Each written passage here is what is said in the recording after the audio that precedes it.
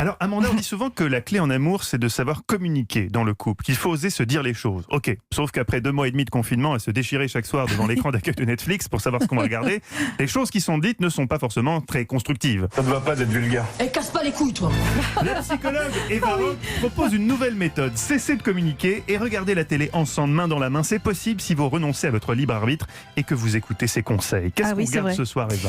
On va aller sur Netflix justement pour regarder Space Force. Alors, les séries comiques se font très rares en ce moment. Alors quand il y en a une qui arrive, j'aime bien me jeter dessus. Je vais y arriver, voilà.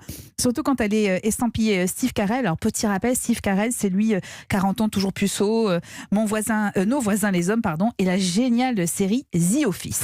C'est l'auteur d'ailleurs de The Office qui a écrit. Oui, exactement. Il retrouve son auteur de The Office. Et sur la musique des Beach Boys, Steve Carell est de retour dans la peau d'un général 4 étoiles qui est à la tête de Space Force. Alors Space Force, c'est la 6e branche des forces armées américaines qui existe vraiment. Elle a été créée en juin 2018.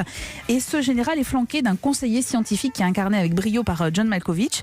Et ensemble, ils sont chargés de surveiller l'espace, notamment contre les méchants chinois. Parce qu'évidemment, les États-Unis sont en guerre contre la Chine. Et alors, on va être très clair.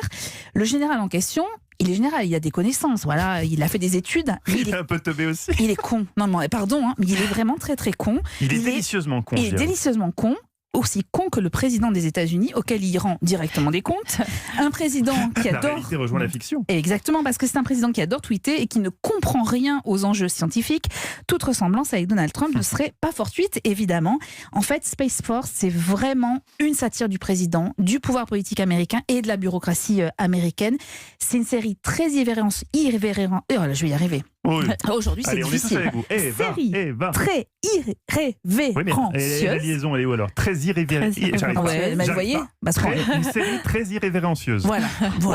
Vous avez vu Elle est drôle, elle est intelligente cette série et elle est rythmée par les joutes verbales entre Steve Carell et John Malkovich, avec des séquences qui frôlent l'absurde évidemment, qui provoquent l'hilarité, à condition évidemment que vous soyez sensible à cette forme d'humour.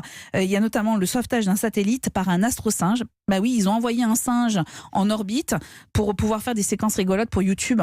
Et puis c'est ce singe-là qui va sauver le fameux satellite en perdition. Voilà, c'est à découvrir en version originale, surtout sur Netflix. Pardon, je vous ai pas mis d'extrait, mais parce qu'en français c'est absolument épouvantable. Voilà. Et ça s'appelle Space Force et c'est sur Netflix. Merci beaucoup Eva pour vos conseils. Très bon aujourd'hui. Europe.